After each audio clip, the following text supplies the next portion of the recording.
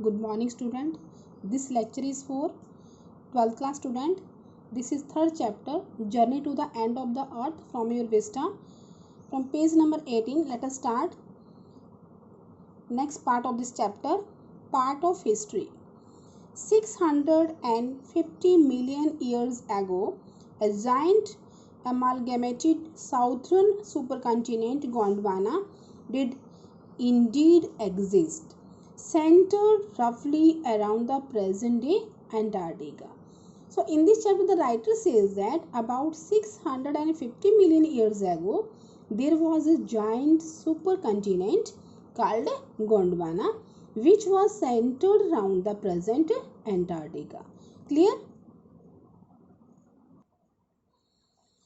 Things were quite different then. उस समय जो चीज़ें थी बिल्कुल डिफरेंट थी. Humans hadn't arrived on the global scene, और जो मनुष्य थे वो अभी संसार में उनका वो अभी एग्जिस्ट नहीं हुए थे. And the climate was much warmer, जो क्लाइमेट काफ़ी गर्म. Hoisting a huge variety of flora and fauna, और काफ़ी बड़ी जो है जो एक बहुत बड़ी डाइवर्सिटी जो थी, विभिन्नता थी वाले यहाँ पे जीव और जो वनस्पति वेजिटेशन थी वो यहाँ पे पाए जाते थे. For 50 million years Gondwana thrived, but around the time when the dinosaurs were wiped out and the age of mammals got underway, the landmass was forced to separate into countries, shaping the globe much as we know it today. Means 500 million years तक जो गोंडवाना था वो काफ़ी तरह से वो फला फूला, लेकिन बाद में जब डायनासोर जो थे वहाँ से गायब हो गए और जहाँ पर मैमल्स का जो टाइम आया तो उस समय जो ये लैंड मास था ये वो टुकड़ा देशों के रूप में बंटने के लिए एकदम से मजबूर हो गया, और इस बात ने पृथ्वी को इस तरह से ढाल दिया जैसा कि हम आज इसको हम देख रहे होते हैं. We can say that about 50 million years ago the dinosaurs were wiped out and the age of mammals got underway and the landmass separated into continents. To visit Antarctica now is to be a part of that history, to get a grasp of where we have come from and where we could possibly be heading. तो जो Antarctica है उसकी visit करने का मतलब है कि उस हिस्ट्री का एक पार्ट बनना, उस जगह को देखना जहाँ से हम आए और शायद उसकी तरफ ही हम क्या कर रहे हैं, जा रहे हैं. So it's to understand the significance of Cardian folds and pre-Cambrian granite shields, ozone and carbon, evolution and existence. What is evolution? Evolution means gradual development, जो धीरे धीरे डेवलपमेंट होता है. एक्सटिंक्शंस का मतलब होता है टोटल डिस्ट्रक्शंस. तो इसका मतलब है कि कार्डियन जो फॉल्ट्स हैं और जो प्री कैम्ब्रियन ग्रेनाइट की जो शील्ड्स हैं, ओजोन और कार्बन का जो डेवलपमेंट और जो विनाश हुआ था उसके सिग्निफिकेंस को अंडरस्टैंड करना है. When you think about all that can happen in a million years, it can get pretty mind boggling. What is mind boggling? Mind boggling means puzzling, puzzle करने वाला. Mind bogglings, yes. जब आप उसके बारे में सोचते हैं तो 1 मिलियन ईयर्स में ऐसा हो सकता है, तो वो दिमाग को एक उनसे पजल करने वाला होता है. Imagine India pushing northwards, jamming against in Asia to buckle its crust and form the Himalayas. South America drifting off to join North America, opening up the Drake Passage to create uh, to create a cold circumpolar current, keeping Antarctica freezed, desolate, and at the bottom of the world. So, what is here freezed? Freezed means cold, and desolate. Desolate means you can say barren, जो बंजर जमीन होती है. Now, सर्कमपोलर का मतलब होता है around the पोल. पोल के ध्रुव के चारों तरफ राउंड लगाना, घूमना. एंड बकल, बकल मीन्स होता है बेंड होना. Yes, now listen. तो इमेजिन, आप ये कल्पना कीजिए कि एशिया की जो ऊपरी जो फोल्ड है उसको हटाने में, जो हिमालय का को क्रिएट करने के लिए, उस हिमालय का निर्माण करने के लिए जो भाग उत्तर की तरफ जो बढ़ रहा है, और जो दक्षिणी अमेरिका है और जो उत्तरी अमेरिका है से जाकर मिलने के लिए एक दूसरे से जो है खिसक रहा है, और एक जो ठंडी जो पॉल की जो जगह जो धारा है उसका निर्माण करने के लिए ड्रेक रास्ते को खोलता रहा है. तो अंटार्कटिका को बिल्कुल कोल्ड जमा हुआ और एकदम से बैरन बंजर बनाकर और संसार की जो तलहटी पर है उसने जो है उसको रखा हुआ है. Clear? Means you can say that people visit Antarctica in order to know the Earth past and future.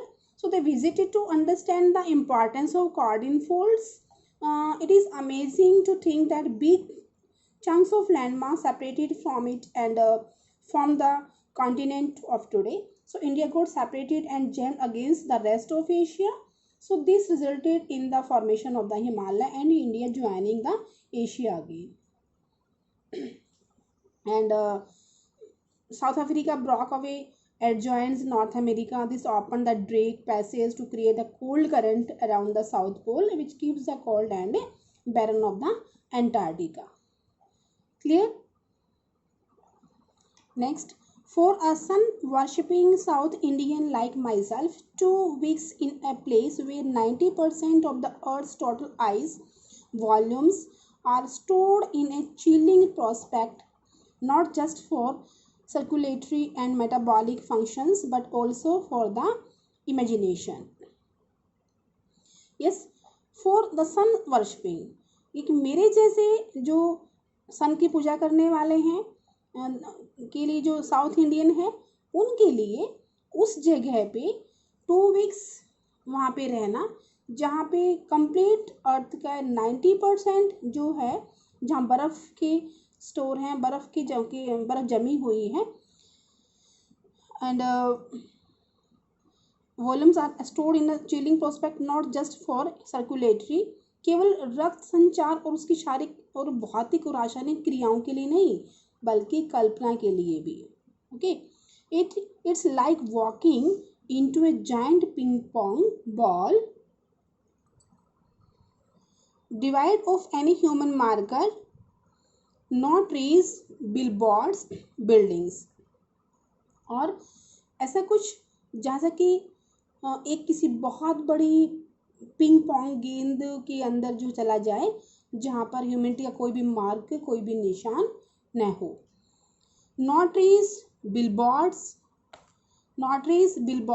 Buildings, ना ही कोई पेड़ हो और ना ही कोई बिलबोर्ड. बिलबोर्ड मीन्स होर्डिंग्स, जो हम एडवर्टीजमेंट के लिए जो भी बोर्ड लगाते हैं, ना कोई होर्डिंग्स हो और ना ही कोई वहाँ पे बिल्डिंग हो.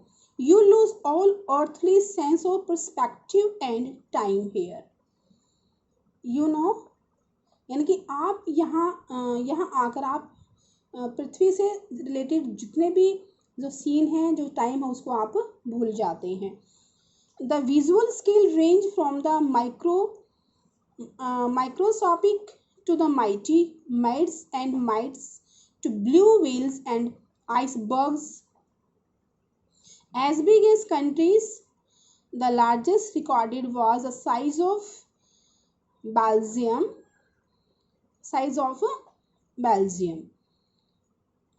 So अगर हम दृष्टि की पहुंच जो बहुत ही कभी कभी ना के बराबर होती है, तो कभी कभी बहुत बड़ी जो सबसे छोटे जो प्राणी होते हैं से लेकर के यानी कि नीली व्हेल तक। मेड्स का मतलब होता है स्मॉल इंसेक्ट और माइट्स का मतलब है स्मॉल इंसेक्ट लाइक स्पाइडर, जो मकड़ी की तरह के छोटे जो इंसेक्ट्स होते हैं, उनसे लेकर के नीली व्हेल और बर्फ़ के जो जो टीले होते हैं जो देशों के बराबर हैं, तो सबसे बड़ा क्या है, बेल्जियम के बराबर तक देखा गया है। Days go on and on the surreal 24 austral summer light and ubiquitous silence, interrupted only by the occasional awakenings and cawings ice sheets, consecrates the place. Means जो दिन चलते रहते हैं और वो मतलब कभी ख़त्म नहीं होते हैं, एंड जो 24 आवर्स जो है 24 आवर्स जो अनरियल जो दक्षिणी लाइट होती है उसके अंदर यहाँ एक सबसे ज़्यादा एकांत रहता है, सन्नाटा सा रहता है।